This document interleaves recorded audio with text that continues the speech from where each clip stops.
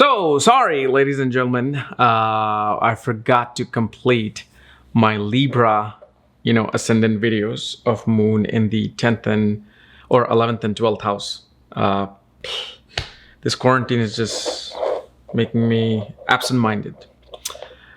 So anyway, today let's discuss Moon in the 11th house in the sign of Leo for Libra ascendant people, as in what happens when Moon is in the 11th house in Leo for a Libra individual, while Moon rules the 10th house of your obligation to society, your bosses, your authorities, your image into the world, while it also rules the 8th house with the sign of Taurus, because Moon considers Taurus its Multrikona sign, which occurs after 10th degree of Taurus. So 10th to 30th degree is Moon's home.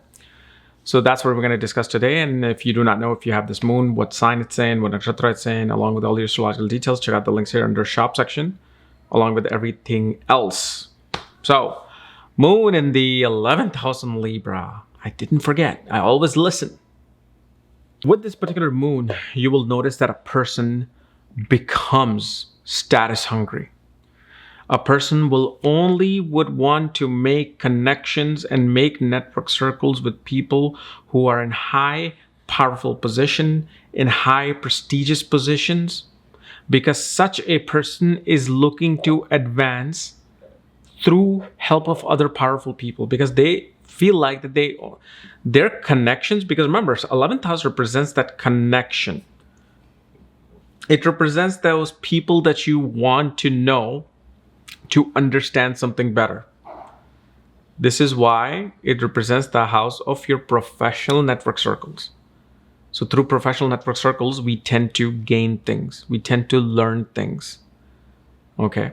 And then later on, they can become your friends, and they can also be, in two different aspects.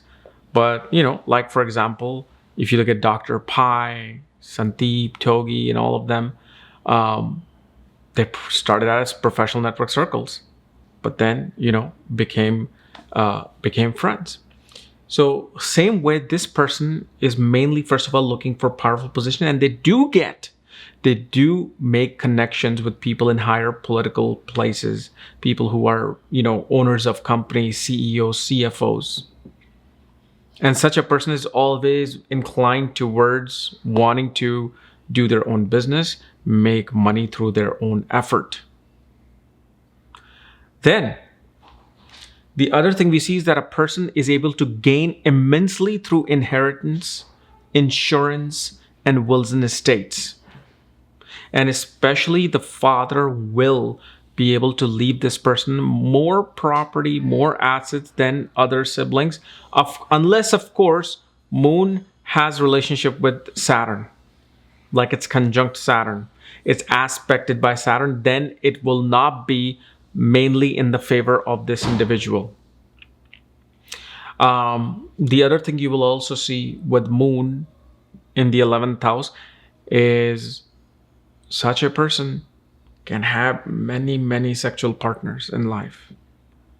They just have this enormous sexual drive where they just have to experience different people in life, and especially for them, the biggest turn on is when they are with somebody in a powerful position. So, and especially like if somebody's highly educated, PhD, professor at Harvard, well, they would love to be with that person.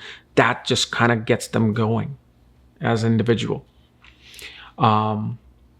This person will also gain immensely through their in-laws, through whether it's mother-in-law, father-in-law, doesn't matter. They will gain through spouse's family. They will gain through joint assets. They really become wealthy through the help of the joint assets.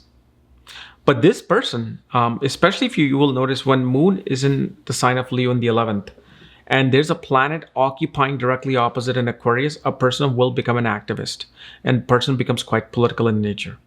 They play politics in their work, but at the same time, at one point, they will also get interested in wanting to enter politics. But the Aquarius sign has to be active, and especially if Taurus is also active. Leo, Taurus, and Aquarius are extremely political signs, extremely political, nakshatras are there. So this is why you will see a lot of politicians with the mix of these particular, zodiac signs being activated. And obviously, this person will always be able to gain promotions, gain higher status, even if, let's say, Saturn impacts their 10th house. Even with the third aspect, it may not be so frequent, but they will reach that particular position in life. Okay.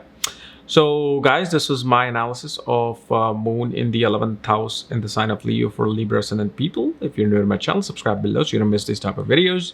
And again, if you want to know where your moon is placed, all the astrological details, my books, reports, consultations, and link to my academy, check out the links here. Otherwise, we will see you tomorrow. And yes, I promise I'll finish the Moon in the 12th house also by this week or next week. Thank you.